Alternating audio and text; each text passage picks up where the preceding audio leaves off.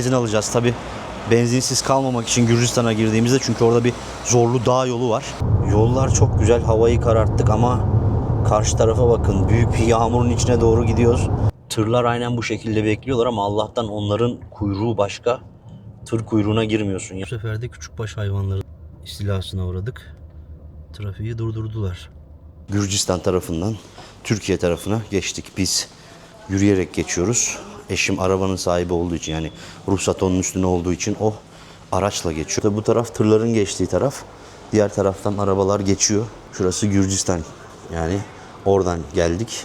Şu koridor boyunca. Şimdi Trabzon'a doğru ilerliyoruz. Yaklaştık. Yol acayip güzel. Türkiye'de yollar gerçekten yağ gibi akıyor. 23.31'de vardık buraya. Bakalım ne kadar sürede bitireceğiz. Gürcü askeri yoluna girdik. Afilli saatinde girdik yani. Şimdi Rusya'da genelde yollar böyle, yani kraylar arasında ya da işte cumhuriyetler arasındaki yollar genel anlamda iyi. Acayip güzel bir yolculuğa çıkıyorum. Rusya'dan Türkiye'ye kadar araçla yaklaşık 2500 kilometre yolu gideceğiz şimdi. Ve şu an Maykop'tayım. Adige Cumhuriyeti'nin başkenti burası. Buradan yola çıkacağız. Daha doğrusu Krasnodar'dan dün buraya geldim. Şimdi buradan da Türkiye'ye doğru yola çıkacağız. Ama tabii ki bu birkaç günde gideceğiz bu yolu. Şimdi bugün Vladikavkaz'a doğru, sınıra doğru yola çıkıyoruz. Ardından da Gürcistan'a geçeceğiz ve devam edeceğiz. Hazırsanız başlıyoruz. İlk iş, şimdi benzin doldurmaya gideceğiz. Benzinimizi tabii ki fullleyeceğiz yola çıkmadan önce. Hem size benzin fiyatlarını, Rusya'daki benzin fiyatlarını, Gürcistan'daki, Türkiye'deki hepsini kıyaslamalı bir şekilde de biraz göstereceğim. Yolculuğumuza başlıyoruz. Bizim için umarım güzel bir yolculuk olur. Umarım sizin için de seyri güzel bir video olur. Arabamız da bu arkadaşlar. Şimdi yola çıkıyoruz, evet.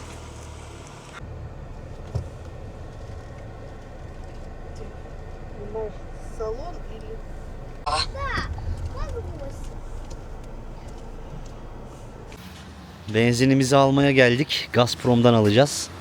Görüyorsunuz benzin fiyatlarında. Şöyle göstereyim size. Makineden ödüyorsun ve ondan sonra gidip arabanla dolduruyorsun. Bakalım şimdi biz de ödeyeceğiz ve arabamıza dolduracağız. Burada şu an 92 oktan benzin var. Dizel var. Tabii dizel bizim araba. O yüzden dizel alacağız. Ama 95 oktan da var, yani hepsi var. Ancak bir görevli yok, yani kasada da yok, kimse yok, kimse çalışmıyor. Sadece buradan makineden gelip alıyorsun, ödüyorsun. Böyle makineden alıyorsun. 45, наверное, Rita. 45. Нет, 50. 50. Да. Давай 50. Даже больше у нас. Kaç litre alacaksan buradan seçiyorsun, parasını ödüyorsun ve ondan sonra da gidip orada dolduruyorsun kendin. Bizim araç dizel, 73.75 litresi. Şimdilik 1000 rublelik almaya karar verdik. Çünkü arabada da bayağı bir vardı. 1000 ruble 13.55 litre yaptı yani. Benzin fiyatları da şu şekilde: 71 G-Drive 95 oktan, normal 95 oktan 69.29, 92 oktan 64.47, dizelde 73.75. Dizel en pahalısı, aldık. Tabi burada genelde aslında dizelde kullanılmıyor pek. O yüzden herhalde pahalı. Şimdi başlıyoruz, devam.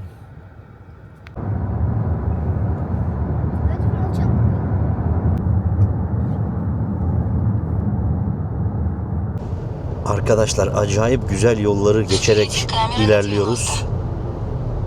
Ya manzaramız da böyle çok güzel. Şimdi tabii yola yeni başladık ama uzun da bir yolumuz var.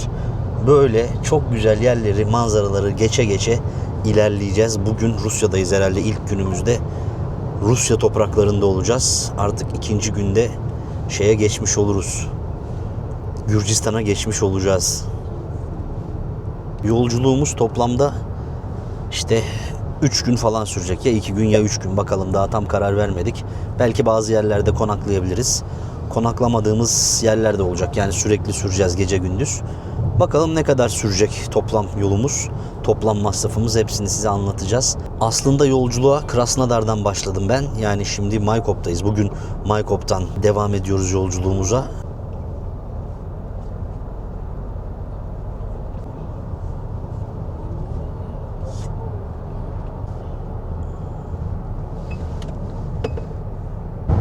Arkadaşlar birkaç saat geldik şimdi. Yolculuk güzel gidiyor. Şöyle size biraz yolları göstereyim. Rusya'da genelde yollar böyle, yani kraylar arasında ya da işte cumhuriyetler arasındaki yollar genel anlamda iyi, bakımlı, güzel ama böyle şehir içi yollara girdiğinizde oralarda bazen biraz kötü olabiliyor. Bakalım şimdi yavaş yavaş zaten gidiyoruz. Herhalde bu akşam hava kararmadan İnşallah sınırı geçebiliriz. Yani Vladikavkaz'ı geçip işte Verkhnilars'tan Gürcistan'a girmeyi planlıyoruz ve Gürcistan'ın ilk sınır kasabası var, Stepantsminda, orada kalmak istiyoruz. Yol üstünde de böyle işte yine dinlenme tesisleri falan oluyor bazen tabi, ama hepsi de işte böyle aileyle durulacak yerler olmayabiliyor. O yüzden genelde pek durmuyoruz iyi olmayan yerlerde.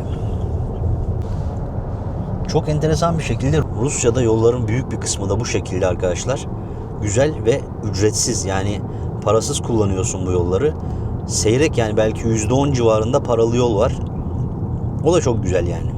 Şimdi Krasnodar'la Vladikavkaz arasındaki yerlerden bir tanesindeyiz. Nevinnomosk buranın ismi. Yani artık sınıra böyle bir 300-400 kilometremiz kaldı, belki daha az.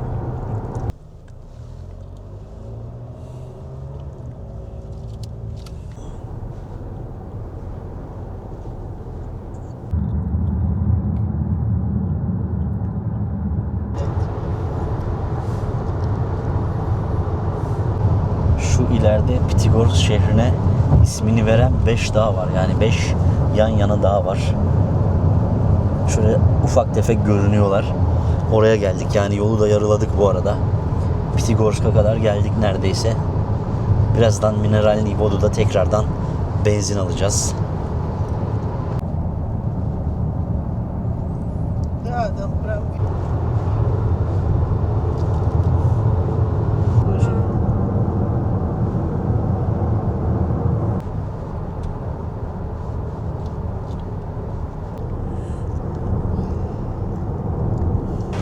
Yolu yarıladık diyebiliriz. 200 kilometremiz falan kaldı. Yeniden benzin alacağız. Tabi benzinsiz kalmamak için Gürcistan'a girdiğimizde, çünkü orada bir zorlu dağ yolu var. Orayı kolay geçmek için şimdi benzin alacağız. Bu arada Rusya'da ben şu an araba kullanamıyorum. Çünkü benim daimi oturum iznim var burada. Daimi oturum iznim olduğu için Rus ehliyeti almış olmam gerekiyor ve şu an ona hazırlanıyorum. Ehliyetim olmadığı için de maalesef kullanamıyorum. Gürcistan'a geçince ben kullanmaya başlayacağım. Öyle yani durum. Şimdi burada, yani burası Stavropolska krayı. 71.71 dizelin fiyatı. Ama benzin var, hepsi var yine yani. Şöyle toplam bakalım, fullliyoruz şimdi bagajı. 1640 rubleye fullendi. Yaklaşık 23 litre benzin. Enteresan ama gerçek. Burada yani sürekli oturum iznin varsa Rusya'nın kendi ehliyetini alman gerekiyor. Rus ehliyetin olması gerekiyor. Aksi takdirde araba süremiyorsun. Cezası var yani. Bu sebeple ben şu an süremiyorum. O yüzden yani neden sen sürmüyorsun diye merak ederseniz olay bu. Benzinimizi de Gazprom'dan alıyoruz. Gazprom'dan almamızın sebebi, buradaki dizel benzinin kalitesi bayağı iyi. O yüzden alıyoruz, yani dizelin kalitesi iyi. Ondan alıyoruz. Reklam gibi oldu ama reklam değil. Sadece eğer yolunuz düşerse bazen geliyorlar çünkü beni izleyenler. Gazprom'dan alabilirsiniz, yani bayağı iyi. Bak şurası da 5 dağ. Bu az önce gösterdim ya. 5 dağlar. Bunların ismi, Rusçası da Pitigorsk. Şehrin ismi de Pitigorsk zaten. Şu dağların arka tarafı Pitigorsk. Burası Mineralny Vodo.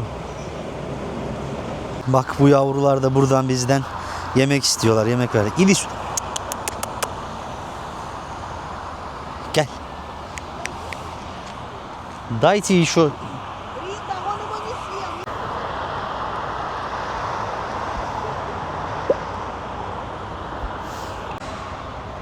Arabamız da bu arada. Hyundai Palisade. hanım çocukla birlikte seyahat ediyoruz ama onlar pek görünmek istemediler bu sefer. Hep beraber geziyoruz. Bakalım. Başladık işte burası. O dağlardan, sıra dağlardan bir tanesi. Bunlardan 5 tane var. O yüzden ismi 5 dağlar yani Pitigorsk. Şimdi herhalde artık sınıra kadar durmayız gibi geliyor bana. Sınırda. Bakalım nasıl olacak. Zaten şöyle bir 200 kilometremiz falan kaldı.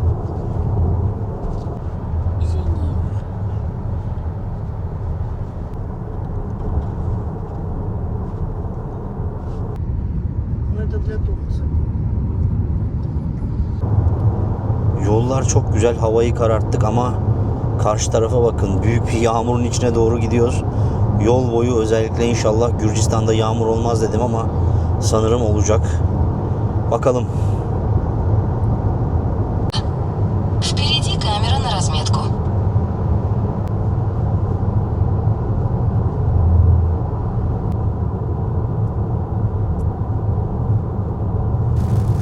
O yağmurun içine girdik işte. Bakın arkadaşlar. Владикавказе тоже дождь? Нет, дождь будет только завтра. Arkadaşlar Vladikavkaz'a çok yaklaştık artık. Gece de oldu gördüğünüz gibi. Sınıra ama ulaşamadık. Sınıra az bir yolumuz kaldı.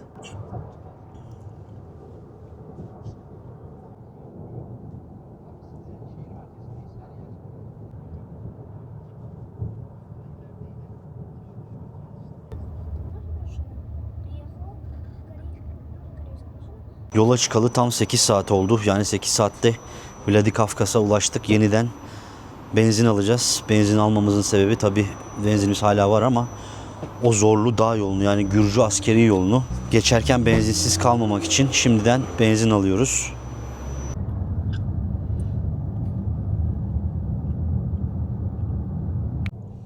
Gürcü askeri yoluna girdik. Tam da en afilli saatinde girdik yani. Şimdi sınıra az bir yolumuz kaldı. Şöyle bir 15-20 kilometre kadar.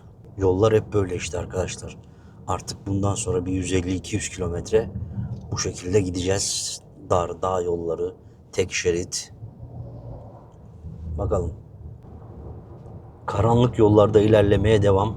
Ama yavaş yavaş tırlar da başladı arkadaşlar. Böyle yani tırlar sağa sola park ediyorlar. Uzun bir kuyruk oluyor ama tabii biz şu an gece geç oldu artık.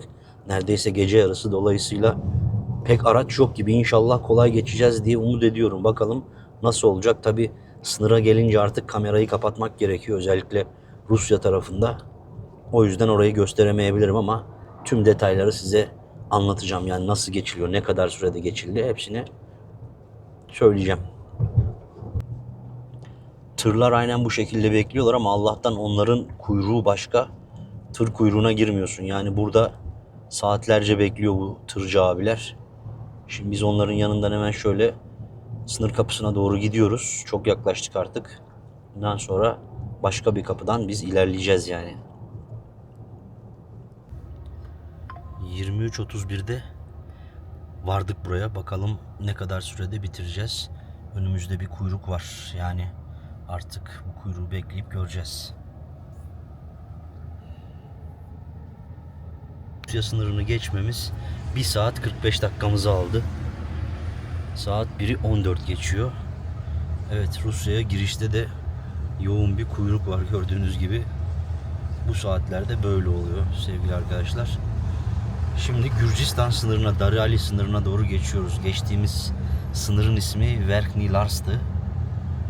Gürcistan'daki ismi ise Darali sınır kapısı. Şimdi oraya doğru gidiyoruz.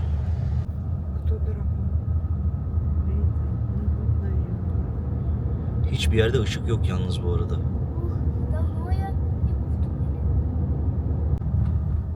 Zifiri karanlık arkadaşlar. Gerçekten de bir tane ışık yok yani.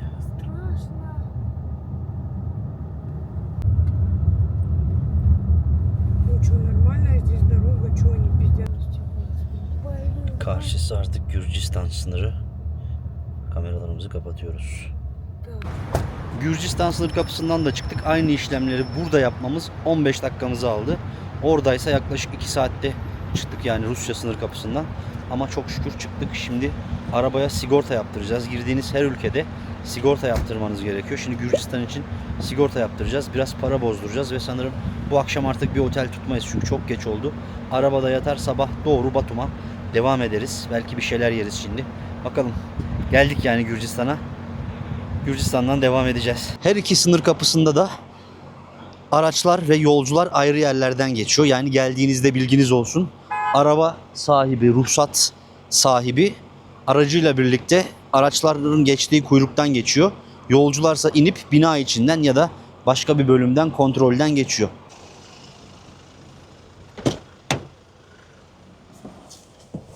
Yeniden günaydın. Yeni bir günden günaydın. Gürcistan'a girdik biliyorsunuz. Şimdi çok az bir dinlenmeden sonra tekrardan Batum'a doğru yola koyulduk. Yolun bu bölümü zor ama bir o kadar da güzel manzarası var.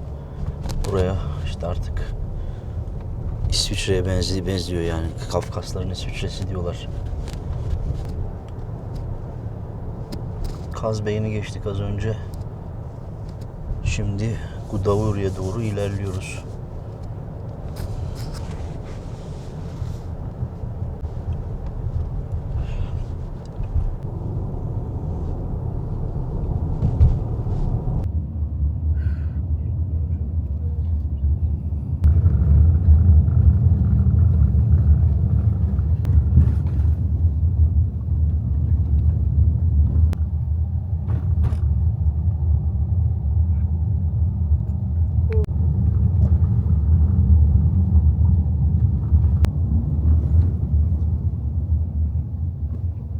Что-то яму повырезали.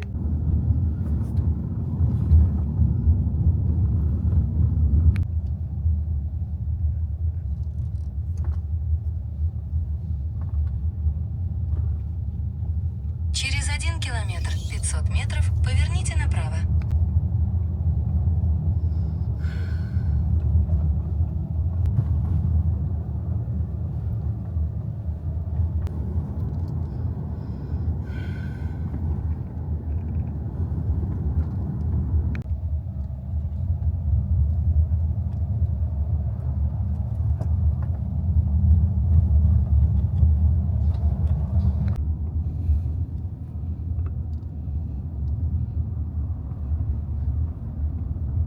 Gürcistan'a girdik, sınırı geçtik. Tabii o yollar hem zor hem de dünyanın en kötü yollarından, öyle söyleyeyim size. O yüzden hem sürüp hem de video çekmesi biraz zor. Şimdi ancak çekebiliyorum. Batum'a doğru ilerliyoruz. Tabii halen bu Gürcü askeri yolundayız. Gürcü askeri yolu zor bir yol. Yaklaşık bir 160-180 kilometre kadar. Yani bu yolu bitirmeye çalışıyoruz şimdi. Ondan sonra normal otoyola bağlanıp Batum'a doğru gideceğiz. Sabah şu an çok erken. Tabii herhalde saat 11-12 gibi de Batum'da oluruz diye düşünüyorum. Bakalım, yola çıktık yani, devam ediyoruz. Arkadaşlar şuraya bakar mısınız? Evet. Şu an gidemiyoruz. Trafik oldu. Büyükbaş hayvanlardan dolayı.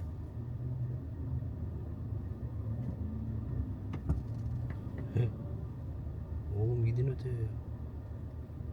Bakın bu sefer de küçükbaş hayvanların istilasına uğradık. Trafiği durdurdular.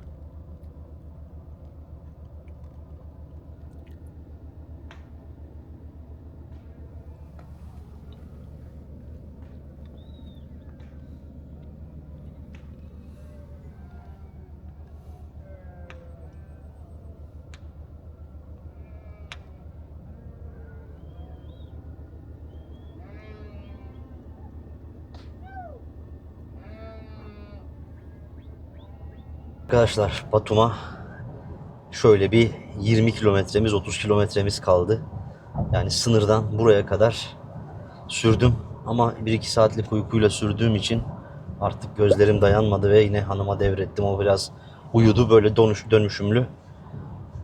İşte sürüyoruz yani, ama çok şükür geldik. Yolda bayağı yağmur yağdı. İşte ne bileyim, çok güzel yerleri geçtik. Çok kötü yolları geçtik ama en nihayetinde buraya ulaştık, Batum'a. Bu akşam artık Batum'da kalırız. Yarın tekrardan direkt İstanbul'a doğru yola çıkarız gibi geliyor bana. Gürcistan'da özellikle yani Tiflis'le Batum arasındaki yolun büyük bir kısmını yeniden yapmışlar. Burası için de iyi olmuş diyebilirim. Çok az böyle köylerden falan, şehirlerin içinden geçiyorsun. O iyi olmuş. Tünellerle falan dağları delmişler yani. Bayağı güzel bir yol yapmışlar. Orayı çabuk geçebiliyorsunuz. Ama tabii burada çok sıkı şeyler var. Yani hız sınırlarına çok dikkat ediyorlar. Dikkat etmek lazım. Ceza yememek lazım. Ceza yersen çıkışına izin vermiyorlar. Yani onu da gidip o bankomatlardan falan yatırıyorsun. Bunların da alfabesi biliyorsunuz değişik yani. O yüzden o alfabeyi anlayıp o bankomatlardan cezayı ödeyene kadar akla karayı seçersiniz. O yüzden ceza yememeye bakın burada. Aynı şekilde Rusya'da da öyle. Yani çıkışına izin, tabii Türkiye'de de öyle. Eğer ceza yersen ve ülkeden ayrılıyorsan onu ödemeden çıkmana izin vermiyorlar. Bilginiz olsun. Şimdi zaten biliyorsunuz burada sigortamızı yaptırdık girer girmez Gürcistan'da. Şimdi Türkiye'ye geçince Türkiye'de de yaptıracağız ya da online yaptırıp PDF'ini de yanınızda bulundursanız yeterli oluyor. O şekilde yaptırıp Türkiye'de de öyle yapacağız. Tabii Türkiye'ye geçince bütün bu detayları yeniden anlatırım. Ama şimdi Batum'a gidiyoruz. Bu akşam artık Batum'da konaklayacağız. Araya bir de bir Batum gece hayatı sıkıştırırım ben sizin için. Onu da izleyin. Şu dağların ardı artık Batum. Batum'a vardık sayılır. Yani hala en son Rusya'da Vladikavkaz'da fulllemiştik depoyu. Halen de bir 400 kilometre giderimiz var.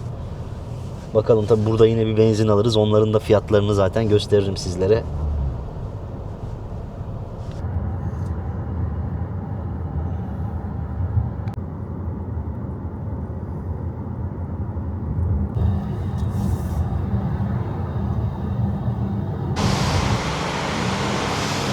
Burada da şimdi ilk benzinimizi alıyoruz. Geldik Batum'a. Batum'dan ilk kez benzinimizi alacağız. 22 litre 100 jel oldu. Litre fiyatı 4.34 lira. Çekmek yasak diyorlar hemen. Neyse. Artık çekmeyeceğiz o zaman. Evet, burada da litresi 4.34. Bakalım hepsini yeniden depoyu fullüyoruz. Ne kadar olacak? Göreceğiz. Paramız yetmedi. Para bozdurmak lazım. Şurada bir para bozduracağız artık. 100 doları 264 liraya bozdurdum bugün itibariyle. Yani depoda 205 liraya fullendi. Şimdi onu ödeyelim bakalım. Arkadaşlar, yeni bir günden hepinize selamlar. En pozitif enerjilerimi iletmeye çalışıyorum ama şuraya bir bakın. Bu kadar siyah, kara şehir mi olur ya? Batum'da böyle bir gece konakladık, bir dinlendik falan. Şimdi yola çıkacağız Türkiye için. Ama şu şehre bir bakın. Karadeniz'in üstü tamamen bulutlu, yağmurlu. Dünden beri böyle. Kaldığımız yerde bu kadar yüksekte. 50. katta otel mi olur? Arkadaşlar, yeniden hepinize günaydın. Şimdi Gürcistan tarafından Türkiye tarafına geçtik. Biz yürüyerek geçiyoruz. Eşim arabanın sahibi olduğu için, yani ruhsat onun üstüne olduğu için o araçla geçiyor. Bütün sınır kapılarında böyle şu an. Rusya'da da, Gürcistan'da da, işte Türkiye'de de hepsinde aynı şekilde geçiyorsunuz. Bu arada Gürcistan'a girerken daha doğrusu girmeden önce sizin de kişisel olarak sigorta yaptırmanız gerekiyor artık. Evet, hepimiz burada, bütün yolcular için, bütün yabancılar yaptırıyor bunu. Sigorta yaptırıyorsunuz. Bu şekilde girmeniz gerekiyor. Arabaya zaten sigorta yaptırıyorsunuz. Onu orada Gürcistan'da göstermiştim. Şimdi Türkiye sigortasında yine biz burada Sarp'a gelmeden bir gün, yani daha doğrusu Sarp'a gelmeden önce yaptırdık. Arabamızın sigortası da, yani Türkiye içinde sigortası var. Dolayısıyla şimdi Türkiye'ye gireceğiz. Tabii biz Rus plakalı araçla geliyoruz. Bu şekilde geçebiliyorsunuz başka ülkelere.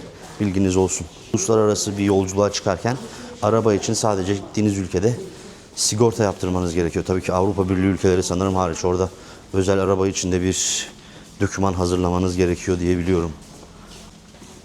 Gölgesi yeter be. Evet, burası tam işte şu taraf, Gürcistan tarafı. Artık Türkiye tarafına geçiyoruz.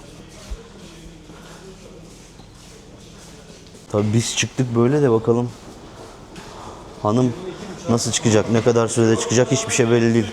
Aşağıda işte arabalarda böyle geçiyor. Tabii bu taraf tırların geçtiği taraf. Diğer taraftan arabalar geçiyor.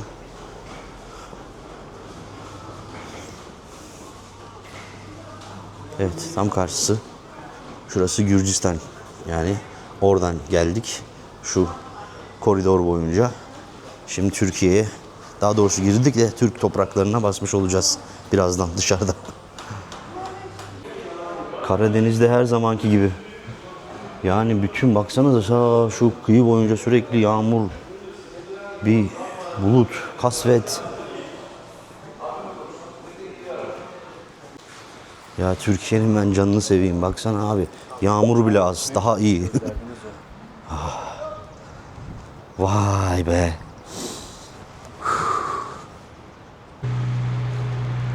Tabii biz çıktık ama işte bizim çıkmamız yetmiyor. Hanımı bekliyoruz arabayla beraber. Burası da bizim Sarp sınır kapımız. Şu arka taraf Sarp köyü. Köyün diğer taraftaki ismi de Sarpi. Hepsi akraba.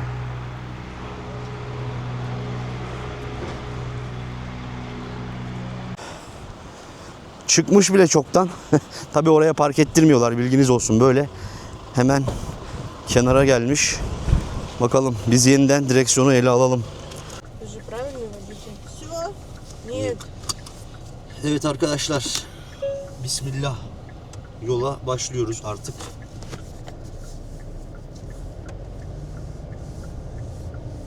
Evet. Sonuçta Türkiye'ye girdik. Yolculuğumuza başladık. Rize'ye doğru ilerleyeceğiz önce. Tabii Artvin, Rize, işte Trabzon gideceğiz öyle. Hayırlı yolculuklar bize. Size de iyi seyirler. Görüşürüz haydi.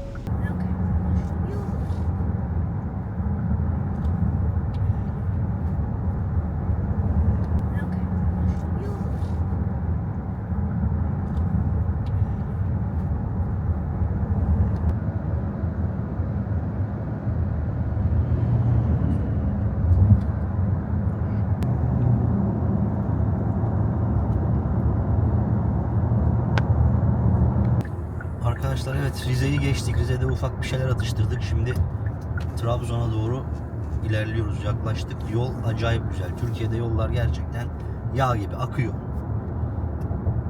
Yani yolculuğumuz da güzel geçiyor. Hava güneşli en azından. Çok güzel oldu. O neydi öyle Batum'da ya? Değil mi Rita? Eyvah eyvah. Neyse, buralar hava da güzel, yol da güzel. Hadi bakalım gidiyoruz.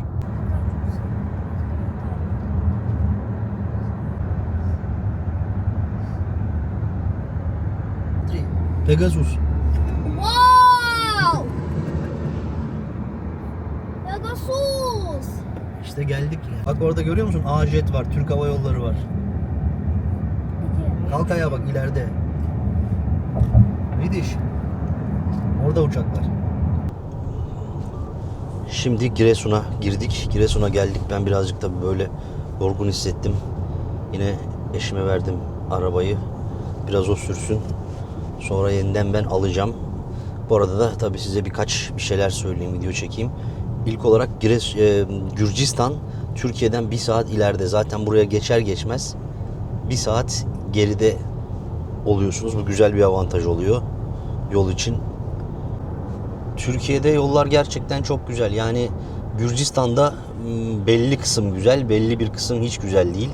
Rusya'da genel anlamda iyi. Yani böyle kraylar arası, işte cumhuriyetler arası yollar, ama Türkiye'de her yer iyi. Gerçekten bravo.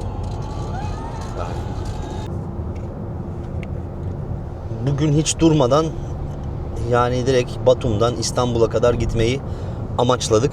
Yaklaşık bir toplamda 17-18 saatlik bir yolculuk ve biz bunun sanırım 1/3 bölümünü şu an geride bıraktık. Muhteşem Karadeniz manzarasıyla şöyle görüyorsunuz, Karadeniz sahil yolu boyunca gidiyoruz. Söyledim, yol çok güzel. keyifli gitmesi. Allah'a şükür bugün de yani bu hava burada güneşli buralarda. Çünkü sabah gördünüz yani Batum o neydi öyle ya. Yani şu an İstanbul artık bir 10 saat 12 saat ne kadar kalmış hatta. İstanbul'a bir 10 saatlik yolumuz kaldı. Umarım 10 saat sonra varmış olacağız. Şimdi burada biz Giresun'da durduk ekmek almak için. Buranın güzel özel bir ekmeği var. Bu arabayla 840 kilometre yol gidebiliyoruz bir depoyla. Bir deposu da Rusya'da 5000 rubleye doluyor. Dizel araba. Türkiye'de artık daha almadık. Bakalım ne kadar olacak. Hala benzinimiz var. En sonda biliyorsunuz Batum'da almıştık zaten dün. O da işte 4.7 litresi 5 desek 350 lariye doluyor. Yani yaklaşık 150 dolara doluyor bir deposu. Bakalım toplamda kaç paraya benzine vermiş olacağız yani onu da göreceğiz. Yola devam şimdi. Samsun'a kadar ulaştık. Benim anne tarafım Samsunlu bu arada. O yüzden Samsun'u ayrı bir severim. Şimdi Samsun'da birazcık durup belki bir şeyler atıştırabiliriz. Bir para bozdurabiliriz.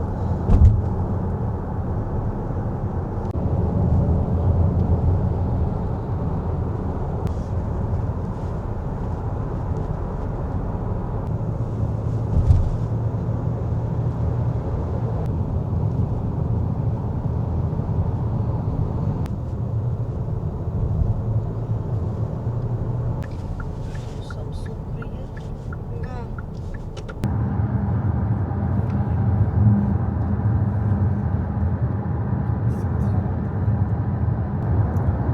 Şimdi İzmit'e geldik. İzmit'e yaklaştık. Kocaeli'ne yani yaklaşık ne zaman başladık? Sabah 5'te yolculuğumuza başladık. Saat 10 değil mi? Saat 10. 17 saat oldu. Bir saatimiz daha var. 1,5 saat. 18 saati tamamlamış olacağız. Zor yolculuk ama inşallah sağ salim bitirmiş olacağız.